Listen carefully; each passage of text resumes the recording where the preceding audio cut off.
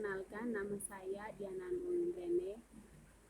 Saya di sini akan melakukan presentasi hasil tugas saya yang berjudul Manajemen Konflik. Yang pertama, pengertian konflik. Konflik adalah perbedaan pandangan atau ide antara seseorang dengan orang lain menurut Gilens 1989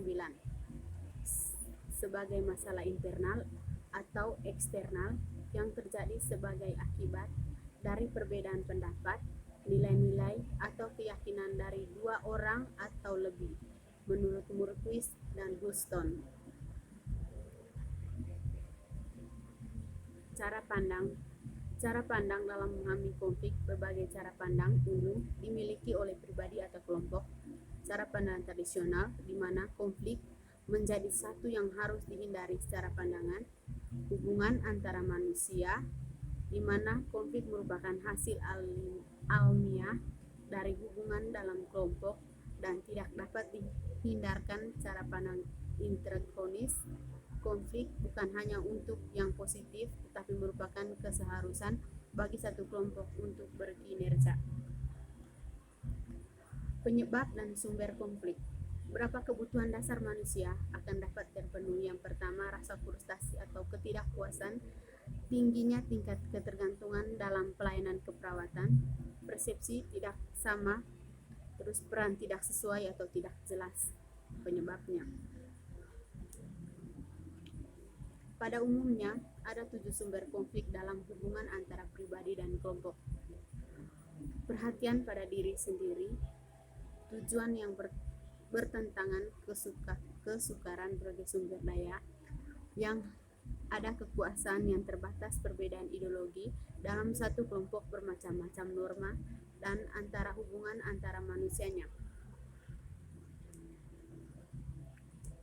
7 sumber utama konflik organisasi.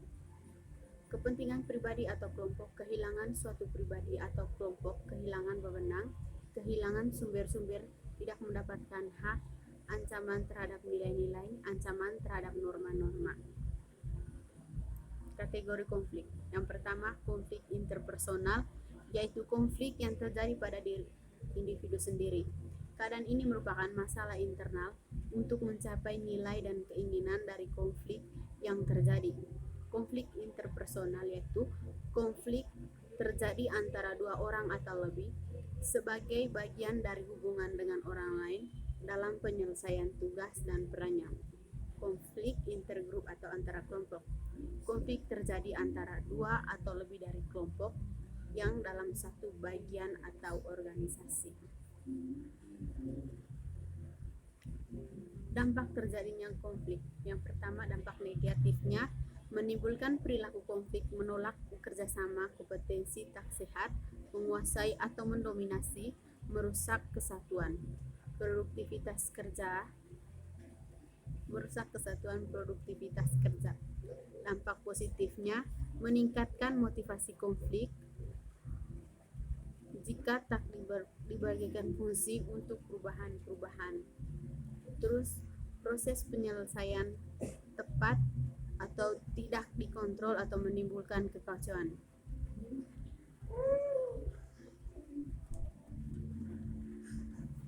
Dalam konflik dapat dibedakan. Yang pertama, konflik konvensional, konflik yang dapat memberi dampak peningkatan kreativitas dan produktivitas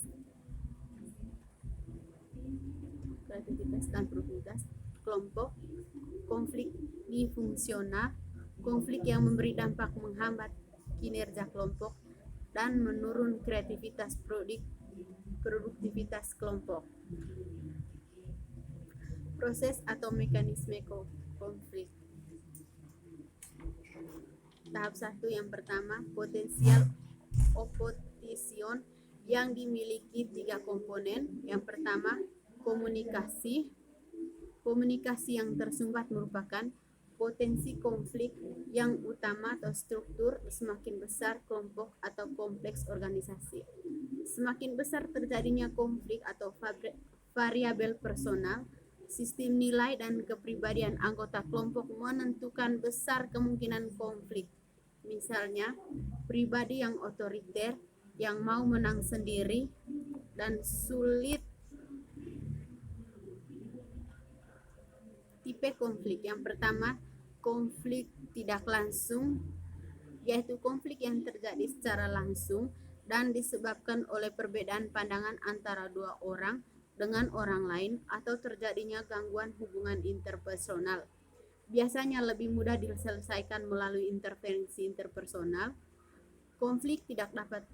Yang kedua, konflik tidak langsung. Biasanya terjadi karena perbedaan pandangan antara individu dengan organisasi, misalnya penetapan protap yang tidak sesuai. Analisa konflik. Anggota kelompok atau peran dalam sistem kelompok dan